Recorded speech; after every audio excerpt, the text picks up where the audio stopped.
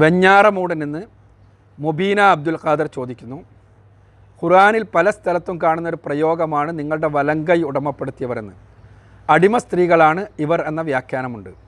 അപ്പോൾ അടിമ സ്ത്രീകളുമായി രമിക്കാമെന്നാണോ ഖുർആൻ പറയുന്നത്? ഇത് തികഞ്ഞ വ്യഭിചാരമല്ലേ എന്ന ഇസ്ലാം വിരോധികളായ യുക്തിവാദികളുടെ ചോദ്യത്തിന് എങ്ങനെ മറുപടി പറയും? അടിമ സ്ത്രീകളുമായി ബന്ധപ്പെട്ട പരിശുദ്ധ ഖുർആനിൻ്റെ ഇസ്ലാമിൻ്റെ നിർദ്ദേശങ്ങൾ അതിനെ വളരെ മ്ലേച്ഛമായി അവതരിപ്പിക്കാറുണ്ട് ഇസ്ലാമിൻ്റെ ശത്രുക്കൾ. യഥാർത്ഥത്തിൽ അടിമത്വം നിലനിന്നിരുന്നൊരു സാമൂഹ്യാവസ്ഥയിലേക്ക് നമ്മുടെ മനസ്സ് കൊണ്ടുപോയി അത്തരമൊരു സാമൂഹ്യാവസ്ഥയിൽ അടിമ സ്ത്രീകൾക്ക് മോചനത്തിന് വേണ്ടി അവരുടെ മാനുഷികമായ അവകാശങ്ങൾ സംരക്ഷിക്കുന്നതിന് വേണ്ടി ഇസ്ലാം ചെയ്തത് എന്തൊക്കെയാണ് എന്ന് പഠിക്കാൻ തയ്യാറാകുമ്പോഴാണ് ആ രംഗത്ത് ഇസ്ലാമിക നിർദ്ദേശങ്ങളുടെ മാനവികത നമുക്ക് ബോധ്യപ്പെടുക. അടിമ സ്ത്രീ അടിമ പുരുഷനെ പോലെ തന്നെ ഉടമയുടെ സമ്പത്തായി പരിഗണിക്കപ്പെട്ടിരുന്ന സന്ദർഭം. അടിമ സ്ത്രീ കടന്നു വരുന്നത് പുരുഷനെ പോലെ തന്നെ 3 മാർഗങ്ങളിലൂടെയാണ്. ഒന്നുകിൽ പിതാവിൻ്റെ അല്ലെങ്കിൽ മാതാവിൻ്റെ അനന്തര സ്വത്തിൽ അടിമ ഉണ്ടാകാം, അങ്ങനെ കടന്നു വരാം. അതല്ലെങ്കിൽ വില കൊടുത്ത് വാങ്ങാം, അങ്ങനെയുണ്ടാകാം. അതുമല്ലെങ്കിൽ യുദ്ധത്തിലൂടെ പിടിക്കപ്പെടാം. അതുമല്ലെങ്കിൽ സ്വതന്ത്ര സ്ത്രീകളെയോ പുരുഷന്മാരെയോ പിടിച്ചു കൊണ്ടുവന്ന് അടിമകളാക്കാം. ഇസ്ലാം ഈ 4ാമത്തെ രീതി 100% ആദ്യം മുതൽക്ക് തന്നെ നിരോധിച്ചു. സ്വതന്ത്രരായ ആളുകളെ പിടിച്ചു കൊണ്ടുവന്ന് അടിമകളാക്കി തീർക്കുന്ന ഏർപ്പാട് ഇസ്ലാം അനുവദിക്കുന്നില്ല. എന്നാൽ അടിമത്തം നിലനിൽക്കുന്ന ഒരു സാമൂഹ്യ സാഹചര്യത്തിൽ സ്വാഭാവികമായുള്ളതാണ് അടിമ സ്ത്രീ. ആ അടിമ സ്ത്രീയെയാണ് പരിശുദ്ധ ഖുർആൻ നിങ്ങളുടെ വലങ്കൈ ഉടമപ്പെടുത്തിയവർ എന്ന് പറയുന്നത്. അവരുമായി നിങ്ങൾക്ക് ശാരീരിക ബന്ധത്തിൽ ഏർപ്പെടാം ഉടമക്ക് എന്ന് പരിശുദ്ധ ഖുർആൻ പറയുന്നുണ്ട്. അത് വ്യഭിചാരമല്ല. വ്യഭിചാരം എന്ന് പറഞ്ഞാൽ ലൈംഗികതയെ അനുവദിക്കപ്പെടാത്ത ആളുകൾക്ക് നിയമപ്രകാരം തൻ്റേതല്ലാത്ത ഇണയുമായി ബന്ധപ്പെടുന്നതിനാണ് വ്യഭിചാരം എന്ന് പറയുക. വ്യഭിചാരം സമൂഹത്തെ മറച്ചു വെച്ചുകൊണ്ട് ഒളിച്ചുകൊണ്ട് ചെയ്യുന്ന പരിപാടിയാണ്. എന്നാൽ ഇത് സമൂഹത്തിൽ അംഗീകരിക്കപ്പെട്ട സംഗതിയാണ്.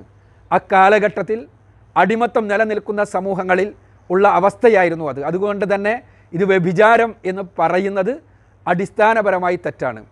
പിന്നെ പരിശുദ്ധ ഖുർആനിൽ ഞാൻ പറഞ്ഞല്ലോ, ഔമാ മലക്കത്ത് ഐമാനക്കും എന്നുള്ള പരാമർശം നമുക്ക് നിരവധി തവണ കാണാൻ കഴിയും. ഖുർആനിലെ 4ാമത്തെ അധ്യായം സൂറത്തു നിസായിലെ 3ാമത്തെ വചനത്തിൽ, ഖുർആനിലെ 23ാമത്തെ അധ്യായം സൂറത്ത് മുഅ്മിനൂനിലെ 6-7 വചനങ്ങളിൽ, ഖുർആനിലെ 70ാമത്തെ അധ്യായം സൂറത്തുൽ മആരിജിലെ 29-30 വചനങ്ങളിൽ, ഇവിടെയെല്ലാം തന്നെ നമുക്ക് ഔമാ മലക്കത്ത് ഐമാനക്കും എന്ന് പറഞ്ഞുകൊണ്ട് അവരുമായി നിങ്ങൾക്ക് ലൈംഗിക ബന്ധത്തിൽ ഏർപ്പെടാമെന്ന് പറയുന്നത് നമുക്ക് കാണാൻ കഴിയും. യഥാർത്ഥത്തിൽ എന്താണ് ഇത് എന്ന് നമ്മൾ മനസ്സിലാക്കണം. ഒന്നാമതായി, അടിമ പുരുഷന് കീഴിൽ അടിമ സ്ത്രീ വന്നു കഴിഞ്ഞാൽ, ഒരു ഉടമ പുരുഷന് കീഴിൽ അടിമ സ്ത്രീ വന്നു കഴിഞ്ഞാൽ അവരുടെ എല്ലാ ഉത്തരവാദിത്തങ്ങളും പിന്നീട് ആ പുരുഷനാണ്. ഇസ്ലാമിക നിയമപ്രകാരം അവർക്ക് പ്രവാചകൻ സല്ലല്ലാഹു അലൈഹി വസല്ലമ പറഞ്ഞത് അവർക്ക് പൂർണ്ണമായ സംരക്ഷണം നൽകണമെന്നാണ്. പൂർണ്ണ സംരക്ഷണം എന്ന് പറഞ്ഞാൽ താൻ ഭക്ഷണം കഴിക്കുന്നത് പോലെയുള്ള ഭക്ഷണം, താൻ ഉടുക്കുന്നത് പോലെയുള്ള ഉടയാടകൾ. ഇത് ബുഖാരിയും മുസ്ലിമും നിവേദനം ചെയ്ത ഹദീസിലുള്ളതാണ്. അത് നിർബന്ധമായും അടിമ പെണ്ണിനാണെങ്കിലും പുരുഷനാണെങ്കിലും കൊടുത്തേ പറ്റൂ. അതേപോലെ തന്നെ അവരെ പ്രയാസപ്പെടുത്തരുത്, അവരെ പീഡിപ്പിക്കരുത്. അവരെ കുറച്ച് ബുദ്ധിമുട്ടുള്ള ജോലി ഏൽപ്പിച്ചാൽ തന്നെ ആ ജോലിയിൽ നിങ്ങളും സഹായിക്കണം. ഇതെല്ലാമാണ് ഈ രംഗത്തുള്ള പ്രവാചകൻ സല്ലല്ലാഹു അലൈഹി വസല്ലമയുടെ നിർദ്ദേശം. അതേപോലെ തന്നെ ഉത്തരവാദിത്തം നിർവഹിച്ചിട്ടില്ലെങ്കിൽ, അവരുടെ ഉത്തരവാദിത്തം നിർവഹിച്ചിട്ടില്ലെങ്കിൽ സ്വർഗത്തിൻ്റെ മണം പോലും കേൾക്കാൻ കഴിയില്ല എന്നാണ് ബുഖാരിയും മുസ്ലിമും നിവേദനം ചെയ്ത ഹദീസിലുള്ളത്. അടിമകളുമായി ബന്ധപ്പെട്ടിട്ടുള്ള ഉത്തരവാദിത്ത നിർവഹണം അത്രയും ശക്തമായി പഠിപ്പിച്ചു ഇസ്ലാം. അടിമ പുരുഷനാണെങ്കിലും സ്ത്രീയാണെങ്കിലും ഇസ്ലാമിക നിയമമനുസരിച്ച് അവർക്ക് മോചിപ്പിക്കപ്പെടാൻ ഒരുപാട് സാധ്യതകളുണ്ടാക്കി. ഞാൻ നേരത്തെ അടിമത്വം നിരോധിക്കുന്നതുമായി ബന്ധപ്പെട്ടിട്ടുള്ള പരാമർശത്തിൽ ചോദ്യത്തിന് ഉത്തരം പറഞ്ഞപ്പോൾ അക്കാര്യങ്ങൾ പറഞ്ഞതാണ്.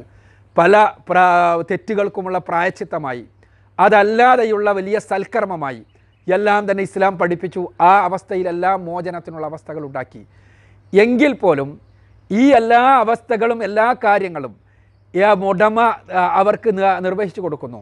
അതോടൊപ്പം തന്നെ അടിമപ്പെണ്ണിനെ സംബന്ധിച്ചിടത്തോളം അന്ന് അവളെ പീഡിപ്പിച്ചിരുന്ന പ്രധാനപ്പെട്ട ഒരു സംഗതി അവളെ വ്യഭിചാരത്തിന് പറഞ്ഞയക്കലാണ്. വ്യഭിചാരത്തിന് പറഞ്ഞയക്കുകയും അവൾ വ്യഭിചരിക്കുകയും അതിൽ നിന്ന് ലഭിക്കുന്ന പണം ഉടമ ഉപയോഗിക്കുകയും ചെയ്യും. അതോടൊപ്പം തന്നെ അവളുമായി ഉടമ ശരീരം പങ്കിടും, അവളുമായി മറ്റുള്ളവർ ശരീരം പങ്കിടും, അതേപോലെ ഉടമയുടെ മക്കൾ ചിലപ്പോൾ ശരീരം പങ്കിടും. ഇതിൽ നിന്നുണ്ടാകുന്ന കുഞ്ഞ് വീണ്ടും അടിമപ്പന്തിയിലേക്ക് പോകും. ഇതായിരുന്നു അന്ന് നിലവിലുണ്ടായിരുന്ന അവസ്ഥ. ഇസ്ലാം നിരോധിച്ചു അവരെ വ്യഭിചരിക്കുന്നത്, അവരെ വ്യഭിചരിക്കാൻ വിടുന്നത്. പരിശുദ്ധ ഖുർആൻ 24-ാമത്തെ അധ്യായം സൂറത്തുന്നൂറിലെ 33-ാമത്തെ വചനത്തിൽ നമുക്ക് പ്രത്യേകിച്ച് കാണാൻ കഴിയും.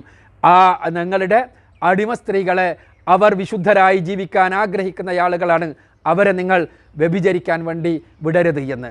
അവിടെ ചിലപ്പോൾ ആ വ്യഭിചരിക്കാൻ വിടുന്നതിനെ ഇസ്ലാം 100% നിരോധിക്കുകയാണ്, ഒരിക്കലും പാടില്ല എന്ന് പഠിപ്പിക്കുകയാണ്. അത് അപ്പോൾ സ്വാഭാവികമായും ചില ആളുകൾ വിമർശനം ഉന്നയിക്കാറുണ്ട്. ഈ വ്യഭിചരിക്കാൻ വിടരുത് എന്ന് പറഞ്ഞ ആയത്തിൽ വ്യഭിചരിക്കാൻ നിർബന്ധിക്കരുത് എന്നാണ് എന്ന്. അവിടെ വ്യഭിചരിക്കാൻ നിർബന്ധിക്കുന്നതേ കുഴപ്പമുള്ളൂ, അല്ലാതെ വ്യഭിചരിക്കാൻ വിടുന്നത് കുഴപ്പമില്ല എന്ന്. യഥാർത്ഥത്തിൽ വ്യഭിചരിക്കാൻ നിർബന്ധിക്കരുത് എന്ന് പറയാൻ ഒരു പ്രത്യേക സാഹചര്യമുണ്ട്. അത് മനസ്സിലാക്കിയാൽ ആ വിമർശനം അർത്ഥമില്ലാത്തതാണെന്ന് നമുക്ക് ബോധ്യപ്പെടും. അത് മറ്റൊന്നുമല്ല, മദീനയിൽ മുസ്ലിമിൻ്റെ മുഖംമൂടി ഉപയോഗിച്ചുകൊണ്ട് ഇസ്ലാമിനെ തകർക്കാൻ വേണ്ടി പരിശ്രമിച്ചിരുന്ന മുനാഫിക്കുകൾ ഉണ്ടായിരുന്നു, കപടവിശ്വാസികൾ.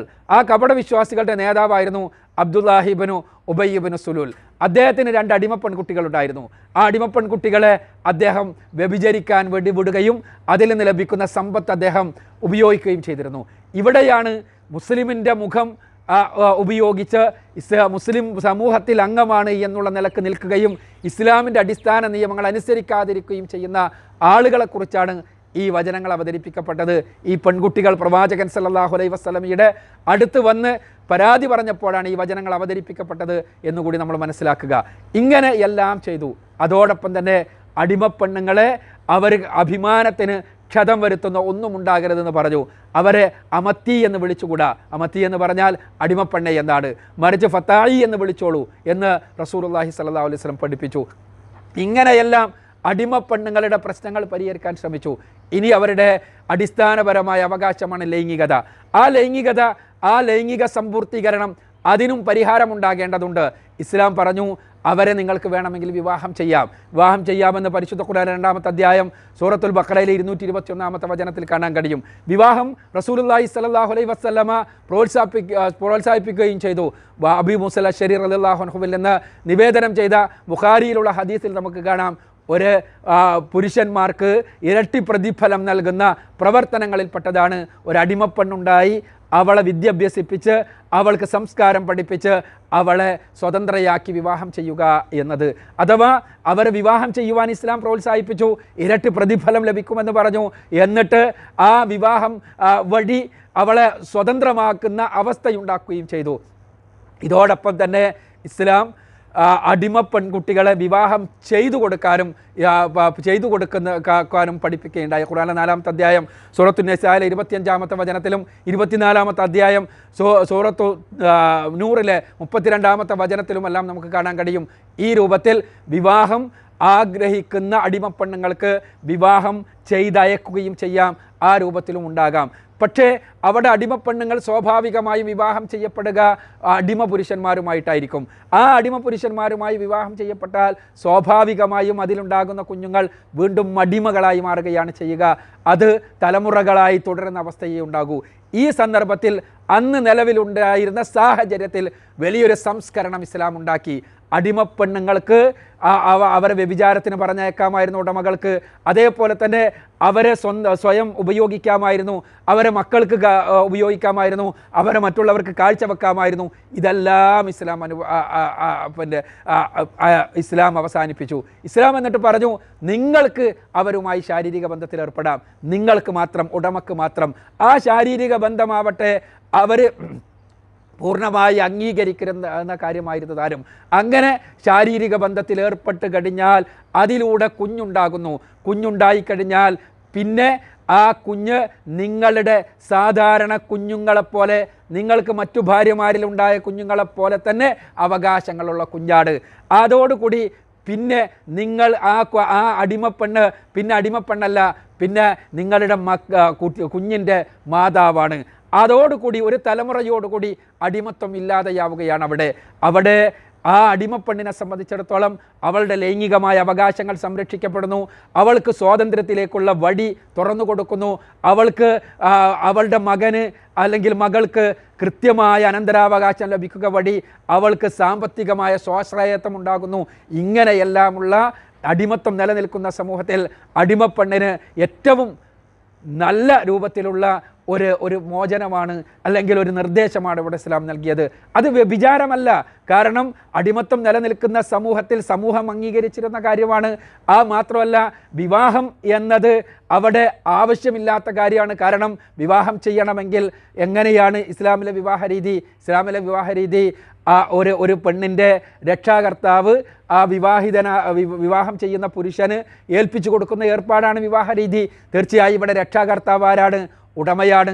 പെണ്ണിൻ്റെ രക്ഷാകർത്താവ് ഉടമയാണ്. അടിമപ്പെണ്ണിൻ്റെ അവൾക്ക് രക്ഷാകർത്താക്കളില്ല. വിലക്ക് വാങ്ങിയതാണെങ്കിലും അനന്തരമായി കിട്ടിയതാണെങ്കിലും പലപ്പോഴും അവരുടെ മാതാപിതാക്കൾ പോലും കൃത്യമായി ആരാണ് എന്നറിയാവുന്ന അവസ്ഥയുണ്ടാവില്ല. ഉണ്ടെങ്കിൽ തന്നെ മാതാവിനെ മാത്രമേ അറിയുന്ന സ്ഥിതി ഉണ്ടാവൂ. ആ രൂപത്തിലുള്ള കുട്ടികൾ ആണെങ്കിൽ പിന്നെ കീഴിൽ വരുമ്പോൾ സ്വാഭാവികമായും അവർ ഏറ്റവും അധികം ആഗ്രഹിക്കുന്ന, അവർക്ക് ഏറ്റവും അധികം മാന്യത നൽകുന്ന, അവർക്ക് ഏറ്റവും അധികം അഭിമാനം നൽകുന്ന ഒരു സംവിധാനം മാത്രം നിലനിർത്തി അവരെ പീഡിപ്പിക്കുന്ന, അവരെ മാനം പിച്ചിത്തിന്തുന്ന, അവരെ പ്രയാസപ്പെടുത്തുന്ന എല്ലാം അവസാനിപ്പിക്കുകയാണ് ചെയ്യുന്നത്. ഭാര്യക്കുള്ളതുപോലെ തന്നെ ഭർത്താവ് ഏത് തരത്തിലുള്ള ഭക്ഷണമാണോ കഴിക്കുന്നത് അത് കഴിക്കാനുള്ള അവകാശം കൊടുത്തു. ഭർത്താവ് ഏത് രൂപത്തിലുള്ള വസ്ത്രമാണോ ഉടുക്കുന്നത് ആ രൂപത്തിലുള്ള വസ്ത്രം ഉടുക്കാനുള്ള അവകാശം അടിമ സ്ത്രീക്കും നൽകി. പിന്നെ സാധാരണ ഭാര്യക്കുള്ളതുപോലെ തന്നെ. അതേപോലെ തന്നെ അവൾക്ക് എല്ലാ രൂപത്തിലുമുള്ള സംരക്ഷണം നൽകി. അവളോട് ഒരു രൂപത്തിലും മാന്യമല്ലാതെ പെരുമാറിക്കൂടാ എന്ന് പഠിപ്പിച്ചു. അവളുടെ അഭിമാനം പോലും സംരക്ഷിക്കപ്പെടേണ്ടതാണെന്ന് പറഞ്ഞു. പക്ഷെ അതോടൊപ്പം തന്നെ അവളുടെ ലൈംഗികമായ അവകാശങ്ങൾ അതുകൂടി പൂർത്തീകരിക്കുന്നതിന് വേണ്ടിയുള്ള ഒരു വാതിൽ തുറന്നു വെക്കുകയും ആ വാതിൽ യഥാർത്ഥത്തിൽ അവൾക്ക് വലിയ മോചനത്തിനു വേണ്ടിയുള്ള ഒരു വാതായനമാക്കി തീർക്കുകയും ചെയ്തു എന്നുള്ളതാണ് സത്യം. മോചനം എന്താണ്? ഉടമയുടെ മകനെ പ്രസവിക്കുന്നത് വഴി അല്ലെങ്കിൽ ഗർഭിണിയാകുന്നത് വഴി അവൾക്ക് പൂർണ്ണമായ അർത്ഥത്തിലുള്ള വിമോചനം ലഭിക്കുകയാണ്. അതോടുകൂടി ഒരൊറ്റ തലമുറയിലൂടെ അടിമ വ്യവസ്ഥ ഇല്ലാതെയാവുകയാണ്. നിങ്ങൾ ആലോചിച്ച് നോക്കുക, അടിമപ്പെണ്ണിൻ്റെ കണ്ണിലൂടെ അവൾക്ക് അടിമത്വം നിരോധിക്കുകയും ഇസ്ലാം അടിമസ്ത്രീ പാടില്ല എന്ന് പറയുകയും ചെയ്യുന്ന ഏർപ്പാടാണോ നല്ലത്? അതല്ല. ഇസ്ലാം പഠിപ്പിച്ചതാണോ നല്ലത് എന്ന് നിങ്ങൾ പരിശോധിച്ച് നോക്കുക. യഥാർത്ഥത്തിൽ അടിമ സ്ത്രീയുടെ കണ്ണിലൂടെ നോക്കുമ്പോൾ ഇസ്ലാം ചെയ്തതാണ്, ഖുർആൻ ചെയ്തതാണ് ഏറ്റവും മാനവികമെന്നുള്ള സത്യം നമുക്ക് ബോധ്യപ്പെടും. എന്തുകൊണ്ടെന്നാൽ അടിമപ്പെണ്ണിനെ സംബന്ധിച്ചിടത്തോളം അവൾ മുസ്ലിം അല്ലാത്ത ഒരു ഉടമയോടൊപ്പമാണെങ്കിൽ അവൾ പീഡിപ്പിക്കപ്പെടും, പ്രയാസപ്പെടുത്തപ്പെടും. അടിമപ്പന്തിയിലെ ഏതോ എച്ചിലുകളായിരിക്കും അവൾക്ക് ഭക്ഷിക്കേണ്ടി വരിക, അവൾക്ക് ഉടുക്കേണ്ടി വരിക, കീറിപ്പറഞ്ഞ വസ്ത്രമായിരിക്കും. അതോടൊപ്പം തന്നെ ഉടമ പുരുഷനോടൊപ്പം അവൾക്ക് ശരീരം പങ്കിടണം. അയാൾ കാഴ്ചവെക്കുന്നവരോടൊപ്പമെല്ലാം അവൾ ശരീരം പങ്കിടണം. അവൾക്ക് മറ്റുള്ളവരോടൊപ്പം പങ്കിടണം. എന്നിട്ട് അവൾ അതിൽ ഗർഭിണിയായി കഴിഞ്ഞാൽ, കുഞ്ഞുണ്ടായി കഴിഞ്ഞാൽ ചിലപ്പോൾ ഉടമയുടെ കുഞ്ഞാകുമത്. പക്ഷേ ആ കുഞ്ഞും അടിമപ്പന്തിയിലേക്ക് പോകുന്നത് അവൾക്ക് നോക്കി നിൽക്കണം.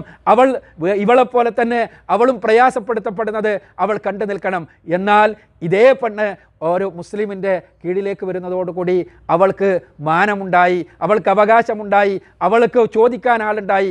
അതോടൊപ്പം തന്നെ ഉടമക്ക് ആഗ്രഹമുണ്ടെങ്കിൽ, അവൾക്കും താല്പര്യമുണ്ടെങ്കിൽ അവരുമായി ബന്ധപ്പെടുവാനുള്ള അവസ്ഥയുണ്ടായി. ആ ബന്ധം വഴി ഏറ്റവും വലിയ അവളുടെ അവകാശങ്ങൾ സംരക്ഷിക്കപ്പെടുന്ന അവസ്ഥാവിശേഷമുണ്ടായി.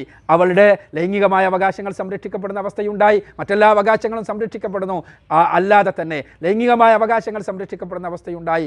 ആ അവകാശങ്ങൾ സംരക്ഷിക്കപ്പെടൽ മാത്രമല്ല, അതുവഴി അവൾക്ക് മോചനത്തിൻ്റെ, അവളോടുകൂടി അടിമത്വം തന്നെ അവസാനിക്കുന്ന ഒരു ശൃംഖലയുടെ വിമോചനത്തിൻ്റെ ഒരു മാർഗം തുറന്നു ലഭിക്കുകയുണ്ടായി. ഇതാണ് യഥാർത്ഥത്തിൽ ഇസ്ലാം, ഖുർആൻ ആ രംഗത്ത് ചെയ്ത ഏറ്റവും വലിയ വിപ്ലവകരമായ പരിവർത്തനം. ഈ പരിവർത്തനം ഇസ്ലാമല്ലാതെ, ഖുർആനല്ലാതെ അക്കാലഘട്ടത്തിൽ ആരെങ്കിലും ചെയ്തോ എന്ന് നിങ്ങൾ പരിശോധിക്കണം.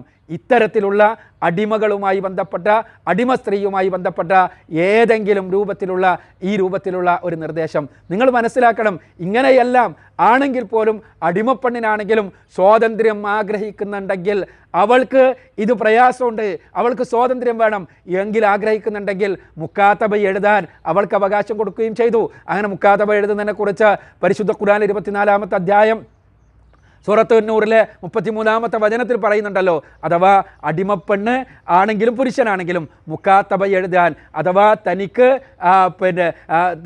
സ്വാതന്ത്ര്യം നൽകണം, ഞാൻ മറ്റുള്ള രൂപത്തിൽ സമ്പത്ത് സമ്പാദിച്ചുകൊണ്ട് നിങ്ങൾക്ക് ഈ സമ്പത്ത് നൽകാം എന്നുള്ള മുക്കാത്തബ എഴുതാൻ. അങ്ങനെ മുക്കാത്തബ എഴുതി കഴിഞ്ഞാൽ അടിമപ്പെണ്ണിന് സ്വാതന്ത്ര്യം ലഭിച്ചു.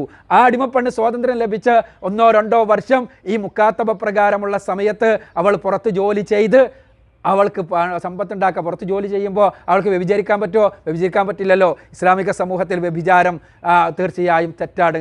ആ വ്യഭിചാരം ശിക്ഷിക്കപ്പെടുന്ന കാര്യമാണ്. അങ്ങനെ മുക്കാത്തബ എഴുതിയ പെണ്ണിന് ഏതെങ്കിലും രൂപത്തിൽ ഉള്ള പ്രയാസം ഉണ്ടെങ്കിൽ അവളെ സാമ്പത്തികമായി സഹായിക്കണം എന്ന് പരിശുദ്ധ ഖുർആൻ പഠിപ്പിച്ചു. ഖുർആനിലെ 24-ാമത്തെ അധ്യായം സൂറത്ത് നൂറിലെ 33-ാമത്തെ വചനത്തിൽ അത് സമൂഹത്തിൻ്റെ മുതലാളിയുടെ ബാധ്യത മാത്രമല്ല, സമൂഹത്തിൻ്റെ ബാധ്യതയാണെന്ന് പഠിപ്പിച്ചു. ഖുർആനിലെ 9-ാമത്തെ അധ്യായം സൂറത്ത് തൗബയിൽ 60-ാമത്തെ വചനത്തിൽ സക്കാത്തിൻ്റെ അവകാശികളിലൊന്ന് ആ രൂപത്തിലുള്ള അടിമകളാണ്, അടിമമോചനത്തിനാണ് എന്ന് പറഞ്ഞു തന്നു. ഇങ്ങനെ അടിമപ്പെണ്ണിന് അവൾക്ക് സ്വാതന്ത്ര്യം ആഗ്രഹിക്കുന്നുണ്ടെങ്കിൽ സ്വാതന്ത്ര്യത്തിനുള്ള വാതിലുകൾ തുറന്നു വെച്ചു. അവൾ ഉടമയോടൊപ്പം തന്നെയാണെങ്കിൽ അവളുടെ ലൈംഗികമായ അവകാശങ്ങൾ സംരക്ഷിക്കുന്നതിന് വേണ്ടിയുള്ള വാതിലുകൾ തുറന്നു വെച്ചു. ആ ലൈംഗികമായ അവകാശങ്ങൾ സംരക്ഷിക്കപ്പെടുമ്പോൾ ഒരൊറ്റ തലമുറയോടുകൂടി അടിമത്വം എന്ന ഒരു ഏർപ്പാട് തന്നെ ഇല്ലാതെയാക്കുന്നതിനുള്ള മാർഗമുണ്ടാക്കി. ഇത്രയും മാനവികമായി ഇസ്ലാം ഈ രംഗത്ത് ഉണ്ടാക്കിയ നിയമങ്ങളെ നമുക്ക് കാണാൻ കഴിയും. ഇതിന് പകരം വേറെ എന്ത് നിയമമാണ് അടിമത്വം നിലനിൽക്കുന്ന സമൂഹത്തിൽ ഇസ്ലാം വിമർശകർക്ക് നിർദ്ദേശിക്കുവാനുള്ളത് എന്ന് നിങ്ങൾ ഈ വിമർശകരോട് ചോദിക്കുക. ഇതല്ലാത്ത എന്ത് നിയമമാണ് അടിമത്വം നിലനിൽക്കുന്ന സമൂഹത്തിൽ ഇസ്ലാം വിമർശകർക്ക് നിർദ്ദേശിക്കാനുള്ളത്? അടിമ സ്ത്രീകളെ മുഴുവനും കേവലം സ്വതന്ത്രരാക്കി വിടുക എന്നാണോ? അതോടുകൂടി സാമൂഹ്യ ധാർമ്മികത തകരുന്ന അവസ്ഥയാണ് ഉണ്ടാവുക, പ്രശ്നങ്ങളാണ് ഉണ്ടാവുക, അവരെ പോറ്റാൻ ആളില്ലാത്ത അവസ്ഥയാണ് ഉണ്ടാവുക, അവർക്ക് ജീവിക്കാൻ കഴിയാത്ത അവസ്ഥയാണ് ഉണ്ടാവുക. ഈ ഒരു സ്ഥിതിയല്ല ഇസ്ലാം പഠിപ്പിച്ചത്. മറിച്ച് അടിമപ്പെണ്ണിന് സംരക്ഷിക്കപ്പെടുന്ന അവസ്ഥ, അടിമത്തം നിലനിൽക്കുന്ന അവസ്ഥയിൽ അവളുടെ അവകാശങ്ങൾ മുഴുവനും പൂർണ്ണമായും ലഭിക്കുന്ന അവസ്ഥ ഉണ്ടാക്കുക എന്നുള്ളതാണ്. ഇനി നമ്മൾ അറിയണം, ഈ രംഗത്ത് ഏതെങ്കിലും രൂപത്തിലുള്ള പീഡനങ്ങളെ പൂർണ്ണമായി ഇല്ലാതെയാക്കുന്നതിന് വേണ്ടി പ്രവാചകൻ സല്ലല്ലാഹു അലൈഹി വസല്ലം ശ്രമിക്കുക മാത്രമല്ല, പ്രവാചകൻ്റെ മരണസന്ദർഭത്തിൽ പോലും പ്രവാചകൻ സല്ലല്ലാഹു അലൈഹി വസല്ലം പറഞ്ഞ കാര്യങ്ങൾ 2 എന്ന് ചരിത്ര ഗ്രന്ഥങ്ങൾ നമുക്ക് കാണാൻ കഴിയും. അസ്വലാ അസ്വലാ അസ്വലാ ഔമാ മലക്കത്ത് അയ്മാനക്കും. നിങ്ങൾ നമസ്കാരം ശ്രദ്ധിക്കുക, നമസ്കാരം ശ്രദ്ധിക്കുക, നമസ്കാരം ശ്രദ്ധിക്കുക. അതേപോലെ തന്നെ നിങ്ങളുടെ വലം കൈ ഉടമപ്പെടുത്തിയ ആളുകളെയും ശ്രദ്ധിക്കുക. അവരോട് ഒരു വിമോചനം, അവരോട് ഒരു പീഡനം, അവരോട് ഒരു ക്രൂരത ഉണ്ടാകാൻ പാടില്ല എന്ന് തൻ്റെ മരണസന്ദർഭത്തിൽ പോലും ജനങ്ങളെ ഉപദേശിച്ച പ്രവാചകൻ സല്ലല്ലാഹു അലൈഹി വസല്ലമ അദ്ദേഹത്തെ ആണ് പലപ്പോഴും ഇവരെല്ലാം വളരെ മോശമായി ചിത്രീകരിച്ചു കൊണ്ടിരിക്കുന്നത് എന്നത് സങ്കടകരമാണ്. യഥാർത്ഥത്തിൽ പരിശുദ്ധ ഖുർആൻ ഈ രംഗത്ത് നൽകിയ നിർദ്ദേശമാണ് ഏറ്റവും മാനവികമായിട്ടുള്ളത്, ഏറ്റവും മനുഷ്യാവകാശങ്ങൾ സംരക്ഷിച്ചുകൊണ്ടുള്ളത്. അടിമയുടെ കണ്ണിലൂടെ നോക്കുമ്പോൾ ഏറ്റവും അധികം അവൾക്ക് ഗുണകരമായിട്ടുള്ളത് എന്നുള്ളതാണ് വാസ്തവം.